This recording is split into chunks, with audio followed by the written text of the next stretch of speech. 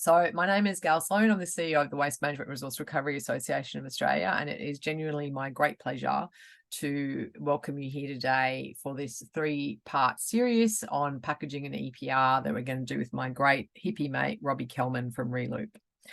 We have about 130 people registered today, and we're going to do a bit of a deep dive into EPR schemes for packaging and looking at the different models that exist in Europe for this. Before we go much further, I'd really like to acknowledge the Aboriginal and Torres Strait Islander people as the traditional custodians of the lands that we're all on. And for me, that's the Gadigal people of the Eora Nation. And I'd like to pay my respects to elders past, present and emerging. Just a few tips before we kick off about the webinar. Your video and sound are off, so don't worry about kids walking in or the dogs barking, other than if it's me and my dog barks a lot. Get your drink of choice, sit back, relaxed. The size of the Zoom can be adjusted by hovering over the top of the window and clicking on the viewing options and work out which one best works for you. As always, whilst you can see who's on the call, we don't filter for WMRR webinars, but please submit your questions through the Q&A function. I will be moderating and asking the Anna questions at the end of the session, and please just capture them as you go. Don't feel like you have to hold on.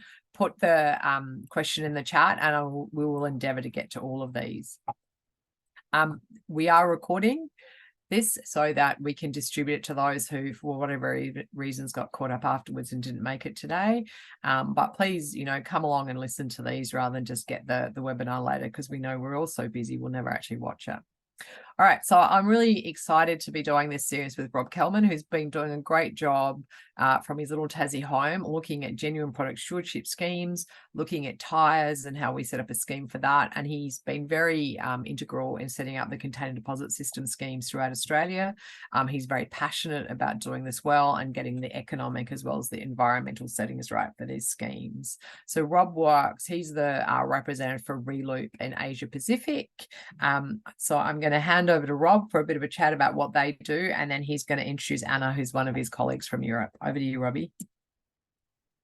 Thanks very much, Gayle. And we are as happy as you are to be working together with WMRR. It's always a pleasure. So Reloop is a pretty small organisation. There's 4 or 5 sort of directors, and a lot of our people are based in Europe, working on European Union packaging regulations and country-specific implementation programs. As Gayle said, I'm based in Hobart and doing a little bit of work across the ditch in New Zealand on packaging issues and into Asia a little, and excited by the potential for Australia to take on board some of the learnings from the best practice schemes as we evolve towards regulated packaging policy, legislation, etc. in Australia. And I'm just going to do a quick intro to Anna. Anna, thank you so much for getting up early in Sweden. Anna is the Director of Circular Economy for Reloop in Europe. She's a specialist in sustainable resource management with a broad background in policy instruments for collection, circular economy, and the efficient collection and treatment of household waste fractions, and has worked across multiple EU member states, especially in Eastern Europe and Central Europe, and at the EU level, as I say, in maintaining the value of material through a circular economy approach.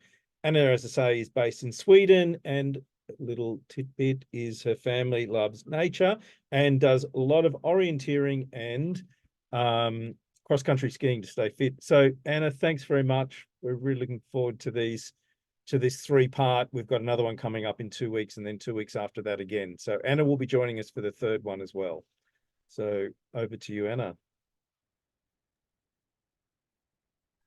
Good morning from Sweden. Now I will try to share my presentation, and I will try again. Okay, now it should work. And yeah, I hope you can see the big hello on the screen. No, not yet, but it will come. We've got it. Now. You're off. Great.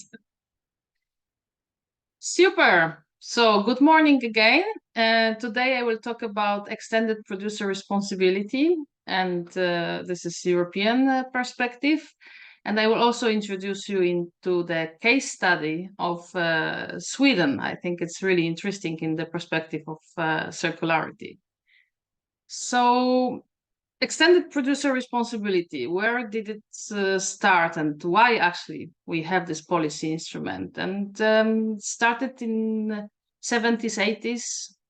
A lot of products and packagings have been placed on a market since then, and a lot of people started thinking how to tackle this huge challenge.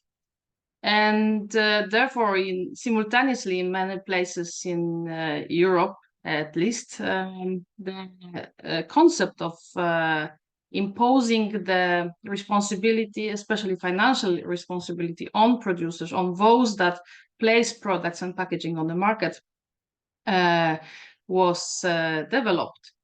And what is extended producer responsibility? And for this, I will use the definition from the European directives, which refer to financial or organizational and financial responsibility of producers for packaging of products placed on market. And this is referring to the post-consumer phase. Sometimes the definitions say for the whole life cycle, but actually this word extended is related to the post-consumer phase. In Europe, we have obligatory extended producer responsibility so far for packaging waste, for waste, electronic and electric waste, as well as the batteries. Some countries already have it for other items. Slovenia, the very Catholic country, has it for the cemetery candles. Some countries like France and Portugal have it also for furniture. Furniture becomes commodity and also kind of a single-use product nowadays. So 2 countries have decided to impose EPR on furniture, as there is a lot of furniture as popping up as waste. And now Europe is also discussing the extended producer responsibility for textiles. In extended producer responsibility, we talk about fees and product fees in Europe. So fees basically are sums of money paid by producers, producers, local producers and importers, with the objective to cover the cost of the extended producer responsibility obligation. We also talk about penalty fees, a product fee. It is a misleading name, but it is a penalty for not executing EPR obligations. So, for example, an importer that is not linked to any of the packaging recovery organizations, or for the producer responsibility organization that does not comply with attaining the recycling targets. And naturally, I will talk about that later, the product fees, so the penalties have to be set much higher level than the fees themselves. And we also talk about the PRO in Europe, and that is producer responsibility organization. It is an entity that fulfills the EPR obligations in the name of producers and importers. It is important to mention that extended producer responsibility is one of the policy instruments aiming to develop the circular economy. It cannot exist alone. And in Europe, I would like to underline we have 4 powerful policy instruments addressing circularity. One is minimum recycling targets combined with new calculation method. I will talk about that later. There is also a mechanism related to fiscal instruments, and the example of that is the plastic bag fund. So we have had it in Sweden, and the consumers are charged a certain fee for bags with the objective to reduce the plastic, single-use plastic bags in the market. The very powerful policy instrument to secure circular economy is minimum recycled content, which essentially means that in new product or new packaging, there has to be an element of and high element of recyclability. So the old packaging or old products in the new items. And we have extended producer responsibility. I have a reflection, among other, from the INC plastic treaty proceedings. There are a lot of discussions with regards to financing of circularity of plastics. And there are ideas related to the co-financing opportunities from World Bank or European Investment Bank or other funds.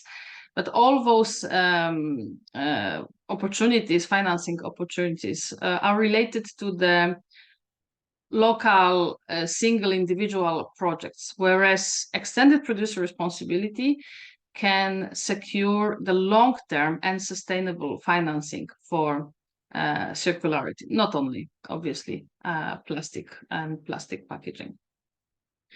I talked about minimum recycled content. So I would like to depict this policy instrument by packaging and packaging waste regulation that is now being proceeded with in Europe. It's not adopted yet, but already you can see on the screen how ambitious the targets are going to be in Europe, and you can hopefully take average of the three different positions of Commission, Parliament, and Council of the European Union. So let's just have a look at contact sensitive PET, 30% of the recycled content. So 30% of the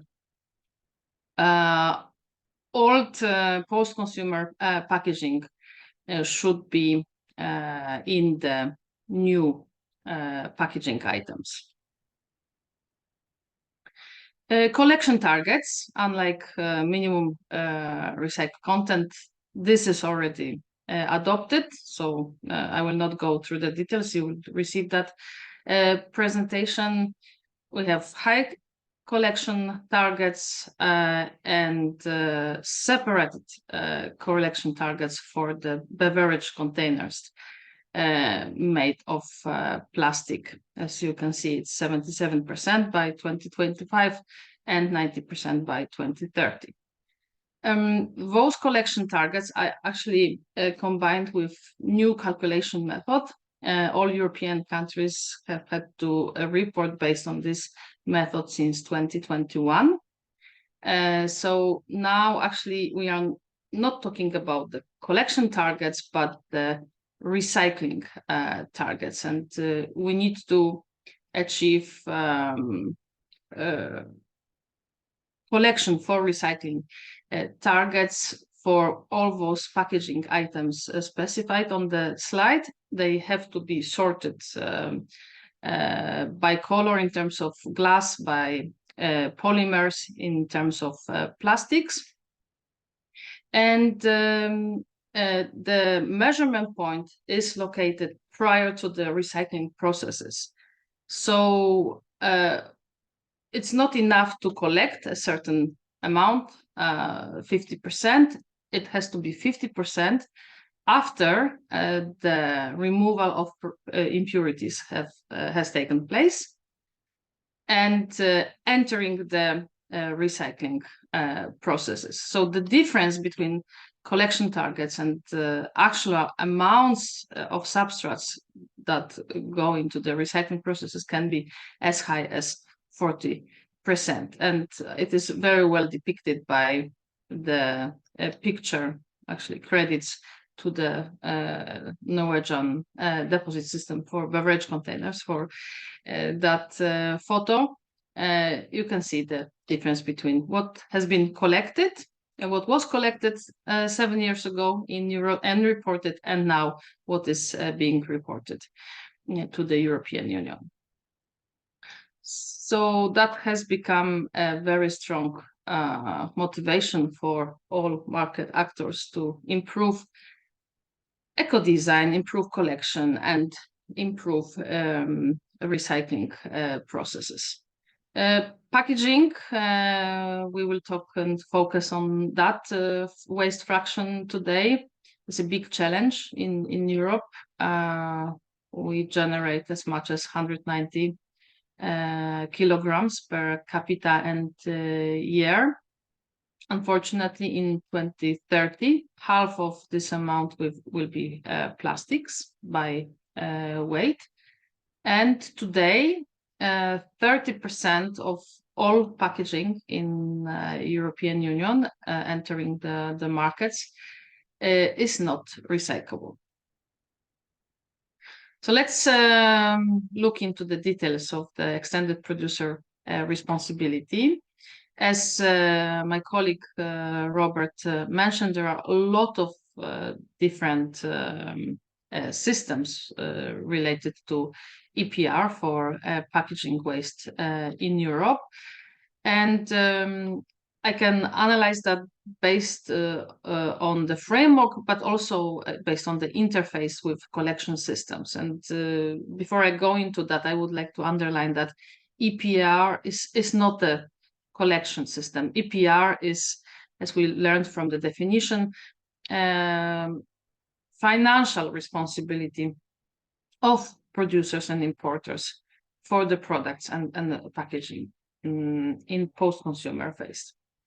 So in Europe, we have two collection systems. It could be a municipal collection responsibility, or it could be a dual system where producers and importers, through their PROs, producer responsibility organizations, organize a collection. So in these dual systems, we have a situation when food and residual waste is collected by a municipality, public service, and the packaging waste sorted by citizens is collected by a PRO. It's also important to talk about the framework. So we can have a central entity, like in France, and about that example, my colleague Clarissa will talk about.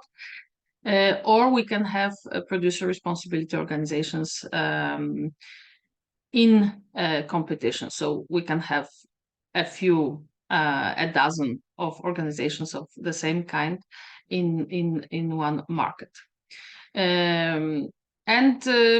Based on the collection type and the framework, we have a lot of different variations in European countries. So we can have 1A and 2A, so the municipal collection and PRO, centralized PRO organization, like in France. We can have municipal collection and PROs in competition, like in Romania. We can have dual collection system and PROs in competition, like in Austria. And finally, also, so we have so far two examples, Croatia and Hungary, where there is one operator acting like a PRO. However, it's not private PRO, it is a state operator, or in Hungary, private operator based on the license from the state. I would like to mention that there are two countries in Europe, not the European Union, because it's also UK, and UK is outside the European Union, but UK and Poland is a member of EU, have so far based their extended producer responsibility on packaging recovery notes. So this is nothing else than value papers confirming recycling. It has nothing to do with the cost coverage of the producers and importers for the real collected amounts of packaging waste. And both those systems are now undergoing the reform, and in both countries it is being discussed that packaging recovery notes will be removed. So the producers will pay for the real costs related to the collection and further treatment. I would also like to mention, in the context of extended producer responsibility, the issue of waste ownership. And what we can observe now, since nowadays the circularity is the objective, so that entails high collection rates, maximized actually collection, and also closed loop recycling. Producers tend to take over ownership of the collected packaging waste. Now, when they face the minimum recycled content obligations, they are interested to remain the ownership or regain that ownership of the collected recyclables. So in dual collection systems where pros have organizational and financial responsibility, naturally a pro is an owner of the collected recyclables or reusable packaging. So it has been in Sweden until end of 2023. And now what happens if municipalities collect packaging waste? So we have two options. Either the collected packaging waste is sold on free market by the municipalities or entities fulfilling the contracts for the municipalities. And that is the situation in France, also in Norway. Or we have model like now in Sweden since 1st of January 2024, where pros are owners of the selectively, separately collected packaging waste. So municipalities do collect, municipalities are compensated by producer responsibility organization who actually pay to the Ministry of Finance, and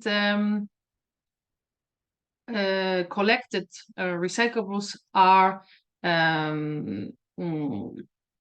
transported later on from the aggregated collection point to the recycling facilities as the waste is their ownership.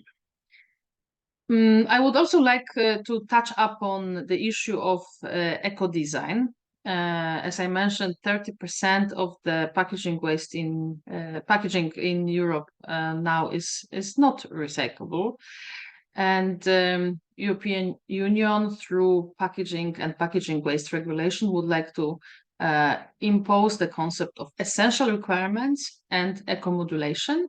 So essential requirements will basically forbid packaging that is not recyclable or not reusable into the markets of European Union.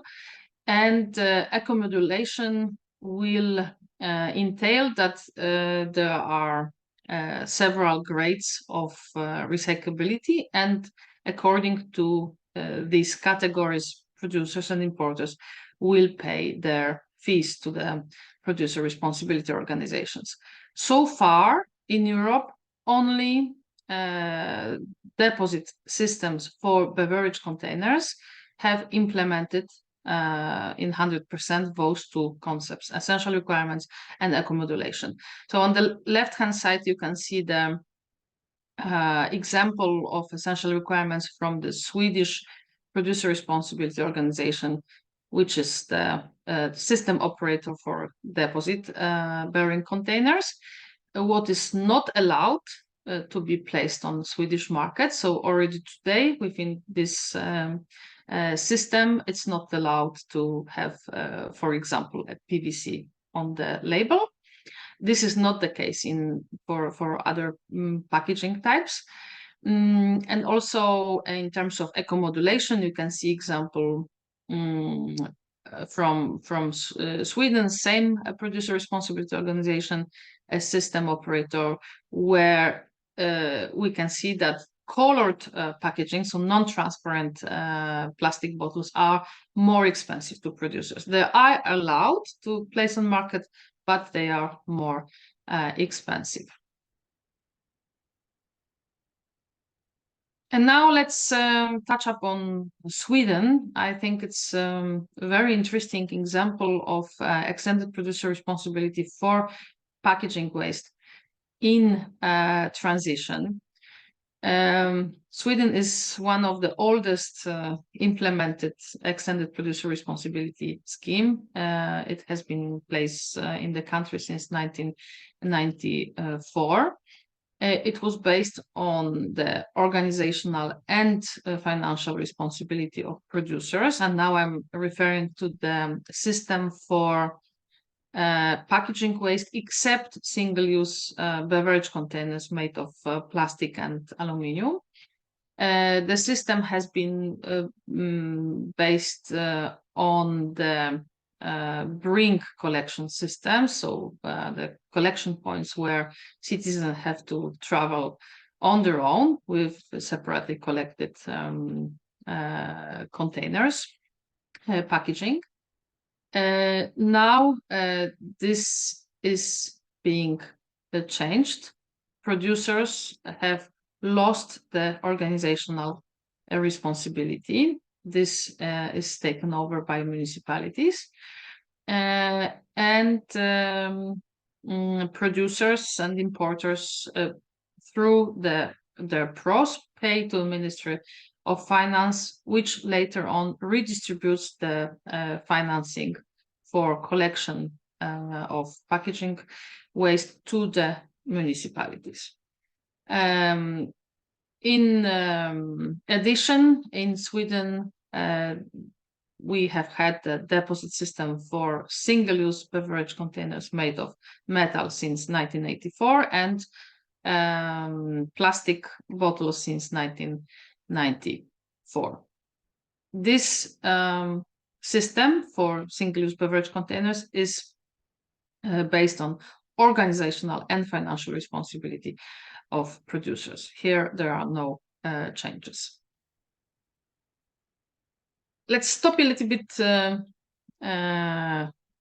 here, talking about beverage containers. It is a little bit specific packaging and waste fraction group because it's extremely numerous. So in Sweden, we consume 300 containers per capita and year. There are countries in Europe where more water, less water from the tap and more water from the bottles is consumed. In Poland, 450 bottles and cans per capita and year per citizen. That's a huge amount. On top of that, of course, those packaging have quite a big volume. So it is problematic to transport air if it was a curbside collection system. Also in the litter bins in the public spaces. And the third element, actually, that was the reason why the deposit system for single-use beverage containers was introduced in Sweden, is the littering risk. We know that 80% of the littered items, and this is specified in the introduction to single-use plastic directive, 80% of the littered items are beverage containers and food vessels.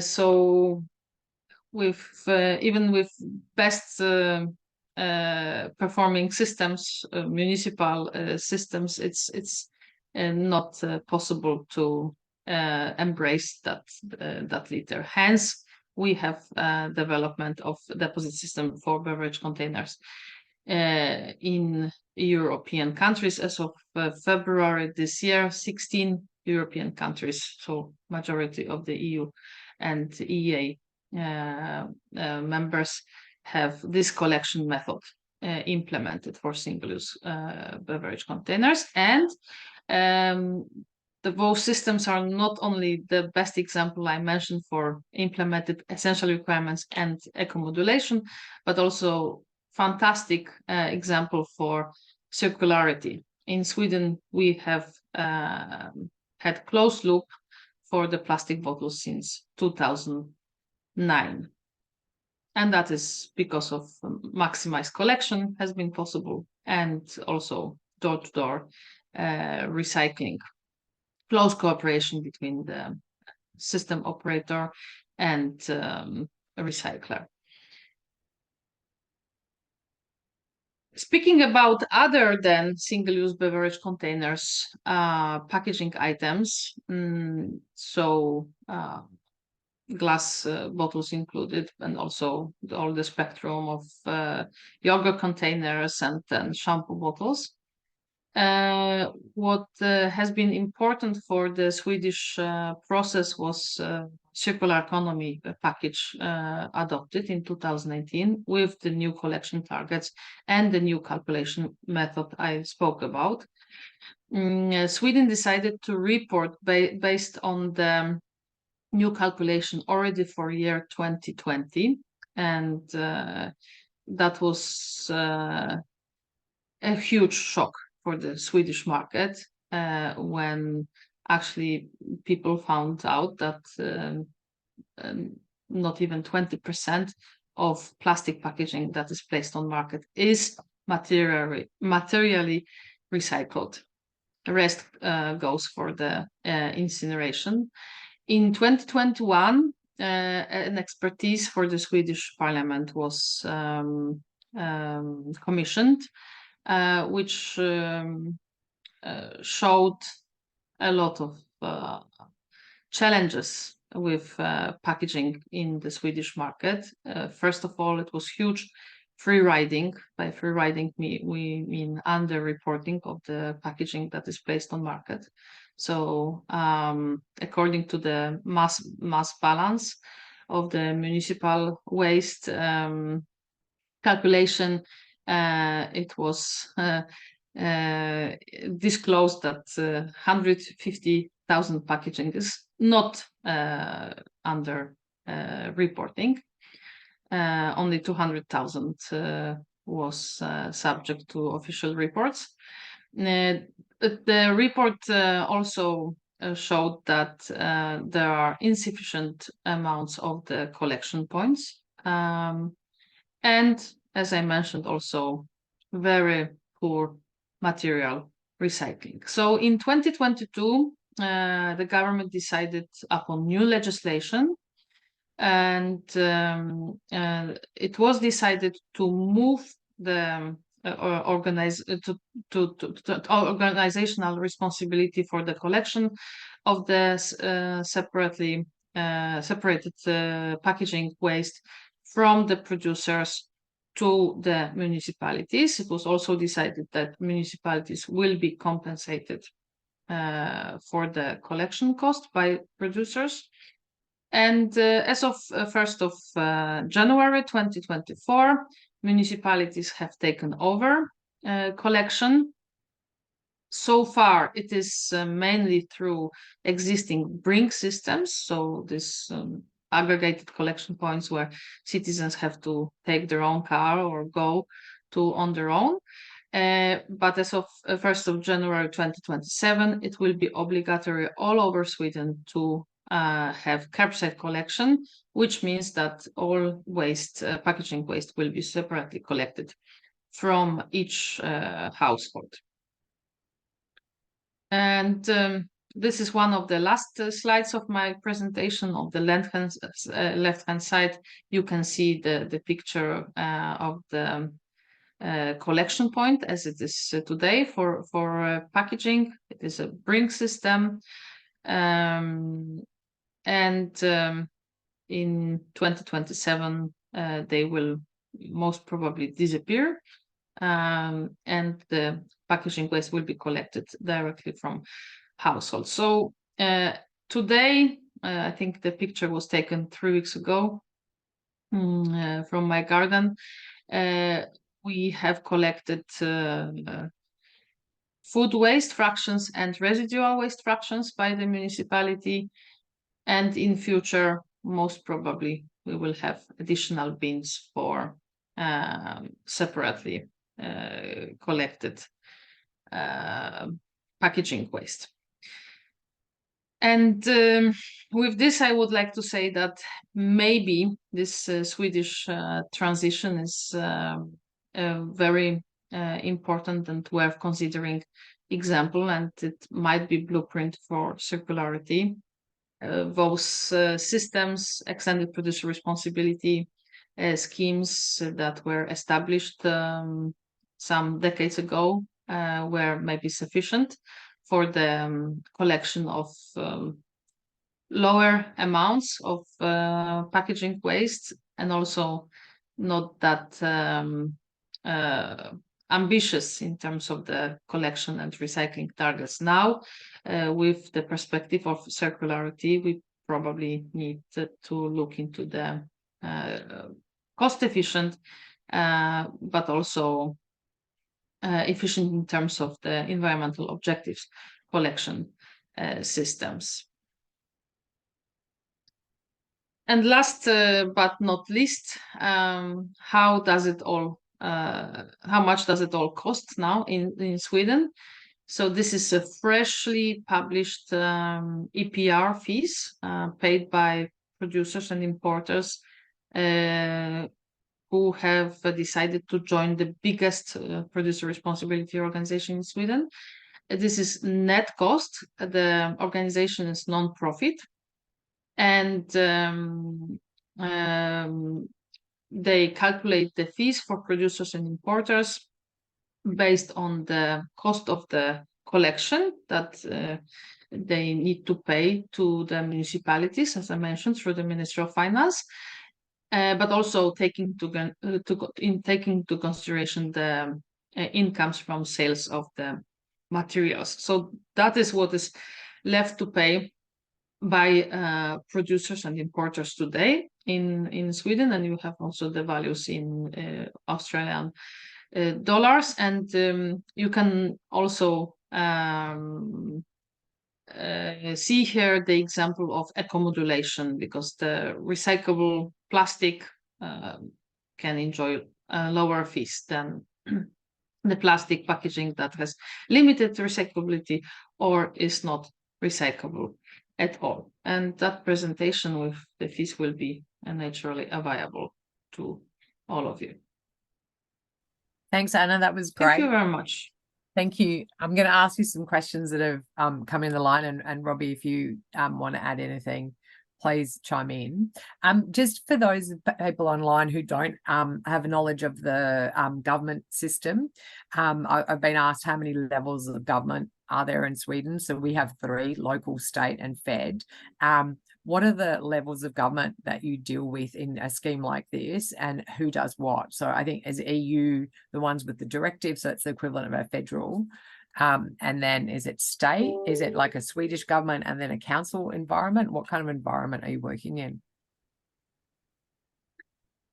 Yeah, so as you may mention, Gayle, the very important institution, environmental institution in European Union is obviously European Union and DG Environment and Commission, Parliament and Council that all together decide upon important directives. We know that the challenge of the waste does not know the borders, so European countries have understood that the most ambitious and comprehensive regulations should come from Brussels.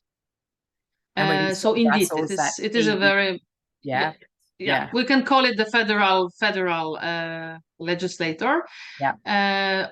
Individual countries have right to, as we can see based on example of Sweden, decide upon their own individual legislation. So that's about the details. As we know, extended producer responsibility is related to the European directives, but like the shape of it is decided upon individual country. And in Sweden, we only deal with the municipalities. So speaking about extended producer responsibility, producers and importers have to be linked to producer responsibility organization. They can choose, and right now we have two of them, two organizations in the Kingdom of Sweden. They pay fees, and those fees have to cover the whole obligation. But as we know, in Sweden, the producers and importers have remained the ownership of the packaging waste. So the income from the sales of the materials comes into the total budget, and of course reduces the cost for the producers. What is collected in terms of fees by the pros goes to the Ministry of Finance and is redistributed according to the algorithm decided actually by the Swedish Environmental Agency, but based on the opinion of the municipalities and producers. And right now it's there are 9 categories of the municipalities. Of course, there could be urban and rural. The cost picture is a little bit different, and also depends on the population density of the municipalities. So in terms of Sweden, it is more simplified. In some other European countries, we might deal with regions as well, and maybe also the units between the regions and the municipalities. But that's how it looks in the Kingdom of Sweden.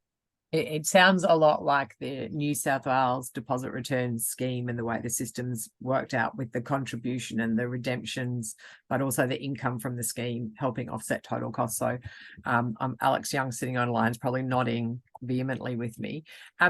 So you mentioned that Brussels, like they're really key on setting these sort of standard directions, but from a practical sense, who really is driving the success of the scheme? Is it the legislators? Is it the producers? Did the producers come easily to the table?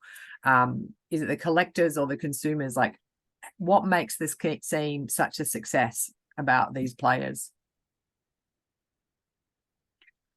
Ambitious regulations coming from the federal unit as European Union can be defined. And I think that the one of the biggest drivers now is the mandatory recycle content.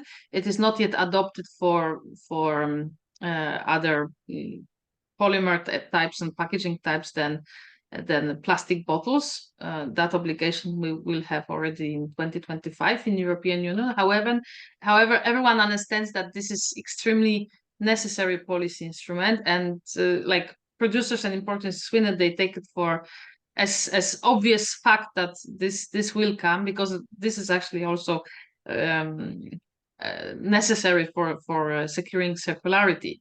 And when we have mandated minimum recycled content, then it becomes serious, because producers will be obliged to use substrates from post-consumer waste.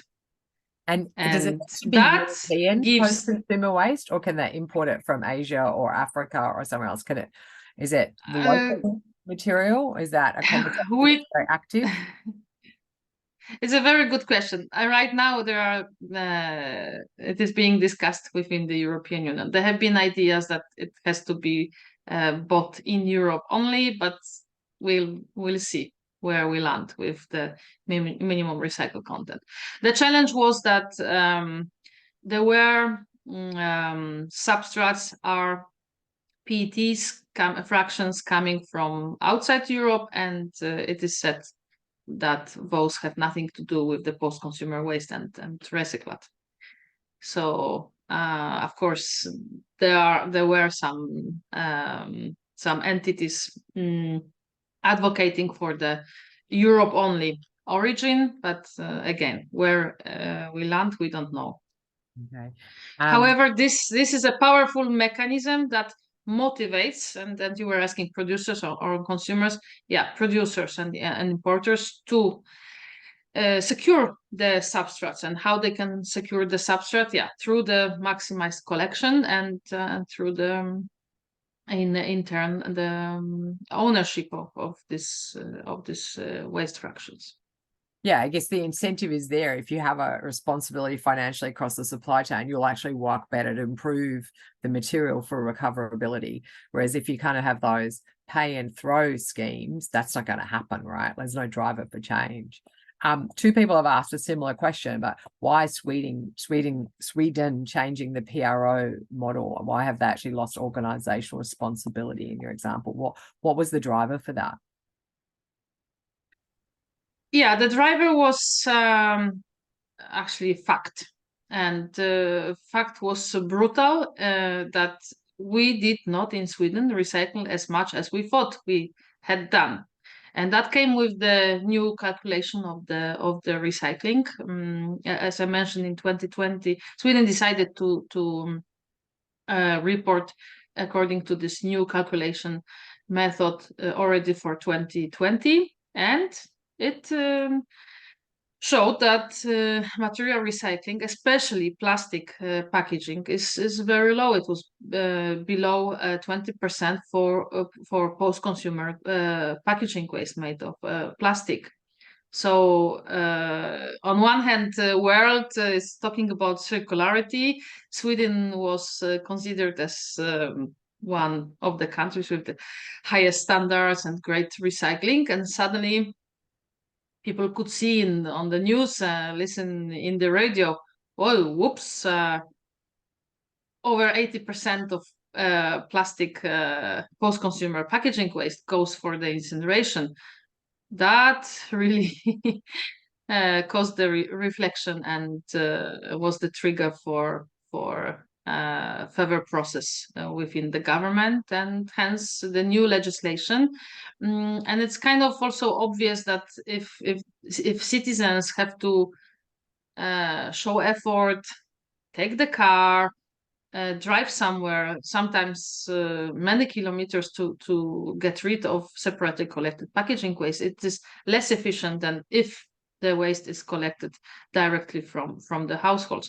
Also, one of the important elements I did not mention was that the analysis of the residual waste showed that 30% of that is food waste and 30% of that is packaging waste, and only 30%, 33, yeah, being the real residual waste that is supposed to reach incineration.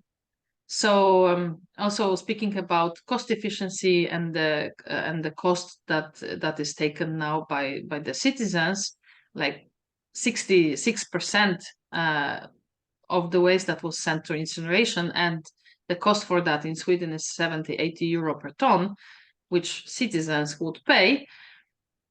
That, of course, led to many questions asked, and the new system. So that would be costs that I believe outside it's the scheme, right? So if it went out to the energy, it wasn't covered, so that would keep scheme costs down. So there was no incentive to recover, I guess. Is that what you're saying? Yeah, and now the system is much more fair because before the citizens were paying regardless the amount of products packed in containers consumed. Nowadays, the fees will be embedded in the product prices, so it is much more fair system to the society, because then consumer pays for the products that is packed in container, and not a citizen that might not go to the shop as often as I don't know, the rich family in the center of Stockholm. So and that's actually the philosophy of the extended producer responsibility, right? That producers and importers cover the cost. Of course, they embed it in the product price, but it's more just. But if more stays within the circulation, there's more cost, I guess, but it drives the change. That begs two questions for me. One is design and the other is infrastructure. Are you seeing design improvements, less composites, less colors, the elimination of labels and lid at 10%, so it's already contaminated? Are you seeing a lot more drive towards higher genuine recyclability as a result of it? Yes, it will definitely be. And we could observe that through the deposit systems for beverage containers, because these were the only ones where producers have had 100% financial responsibility for packaging. So as I mentioned, they have for many years and many decades embedded essential requirements, meaning no stop for non-recyclable packaging and eco-modulated fees. And for the other packaging types, other than beverage containers, since 2017, we have had in all Nordic countries available guidelines for packaging design. And by now, those guidelines have been adopted by producers and importers on voluntary basis. So all the Nordic countries are waiting for the European Union and packaging waste regulation. However, I, as a consumer, I could see the transition in the past years. So, for example, the PET trays, black PET trays disappeared because they were. It was discovered that they have not recyclability potential. Also, there is lightweighting of packaging. So minced meat 5 years ago, it was in the PET trays and this thin film layer on top. Now you can only have the film actually wrapping and nothing else. So it's more, it's more transparent packaging, less colors, much more monolayers, and maybe something that consumer would not notice, but there are certain mixes of the packaging that are not yet not allowed, but will soon not be allowed, or at least the producers and importers will be demotivated to use them, right? Because they will always be more difficult for recycling fee, right? So what about infrastructure though, Anna? Like you said, they took it off them. I'm going to assume the recovery rates were low because of possibly like design, contamination, but also infrastructure. Does the scheme pay for infrastructure? And that includes everything from sorting through to reprocessing.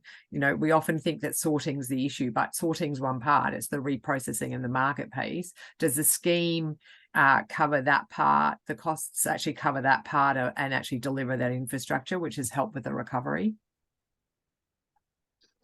So in terms of the collection infrastructure, as we saw in the presentation, it has been taken over by the municipalities. So this is the collection points that were created by PROS, and this infrastructure will need to also be transformed because the system will change from the brink collection system to the curbside collection system. Of course, in the high-rise buildings, it will remain brink because no municipality will secure collection from each household, and each apartment. But in Sweden, we have many more houses, single houses rather than the apartments. So it will be a huge transition in terms of the collection infrastructure in the country. And yes, the waste in Sweden, the model is that pros are the owners of the separately collected packaging waste. So those fractions are collected by the pro and later on transported for the recycling processes. Metal and glass recycling has been in operation for many years in Sweden. Yeah. Now what is new, and the infrastructure and the facilities are being built, and one is actually ready. It's for plastic packaging. So Sweden has new facility for 200,000 tons post-consumer plastic packaging, sorting now 12 polymer types. These polymer fractions do not polymer types. 12, you said 12? I can send you the list. Yeah, 12 types of different plastic combinations and polymers. So, and you've only mentioned curbside at home. Does the scheme cover commercial and industrial, what we call commercial industrial, store-based packaging, or like business to business, or is it just, you know, what we see on the fast-moving consumer goods? Is it all of it? Yeah, so in Sweden, a pro would take care of all packaging types, and generally there are two groups. One group is this called private packaging, but that is actually consumer packaging, and then there is also secondary and tertiary packaging types. The fees for the producers for these two types are obviously quite different, because the service packaging or the secondary tertiary has always been very easy to collect, yeah, or fairly easy to collect and process. It's much more unified, homogeneous fractions, much easier collection because it's more aggregated. So that has always been cheaper for the producers, and both collection and recycling rates have been much better. Because for they're large collection in yes. one spot compared with the disaggregate, yeah. But they're definitely in the systems thinking in Sweden, those facilities for packaging. Okay, I'm going to move along really quick because I think I could talk all day about packaging. I am obsessed. But there was some questions about, can you explain the right of first refusal in the Swedish example? That was very new to us. What was that, and how does that work? Yeah, so that we have had since 2009, and basically the model entails that beverage producers have right of first refusal, so preemption right for the recyclate made of post-consumer containers collected in the deposit scheme. So let's have an example of a beverage producer. He, by obligation, has to join a licensed deposit scheme. So he joins Swedish Reloop. Reloop is a producer responsibility organization for beverage containers, single-use ones made of plastic and metal. And then this producer, as 90% of those packaging types are collected through the DRS, the system operator sells the collected bottles to the recycler, and in the contract between the so Reloop, system operator for beverage containers, there is a clause that recycler has to offer within this right of first refusal the recyclate to the local Swedish producers. The objective was circularity in the local market, and that has been achieved because by 2022, the biggest three biggest producers of beverages in Sweden, Coca-Cola, Carlsberg, and Spendrups, have been able to purchase the recyclate from post-consumer waste, and they had a minimum 50% recycled content in their bottles. And can I just check the comment about what has been done to drive material out of residual into recycling? I'm assuming that's the targets, and there'll be some penalties around that. Is that, or was the loss of the pro role part of that, I guess, resetting the scheme and driving that increased recovery? Was that the thinking of government? Yeah, so there are a lot of factors. One factor is the collection target, and now it's much more, much higher, and also it's not just collection, but it's pre-recycling processes. This is important. Also, as I mentioned, there is a concept of the product fees, so the penalties. If the collection target is not attained, then producer responsibility organization has to pay a much higher fee to the government or environmental agency in Europe. That is the overall concept. Yeah. So higher collection targets, of course, linked to those the product fees and the minimum recycled content. So mandatory substrates from deriving from the post-consumer waste. These are the elements and factors that motivate producers for better extended producer responsibility implemented. All right, I'm just going to finish on one question of fees, and then I'm going to say that Robbie's around for anyone who wants to know more, because it's such an important topic for us and timing is. So Helen just asked, are the brand levies updated or fixed, and are the bring back facilities remaining, or is the whole system moving to curbside? Well, the whole system's not in curbside, it's across. But just if you could answer me, how are the levies calculated? Are they updated quarterly, or are they fixed amount? How is that developed?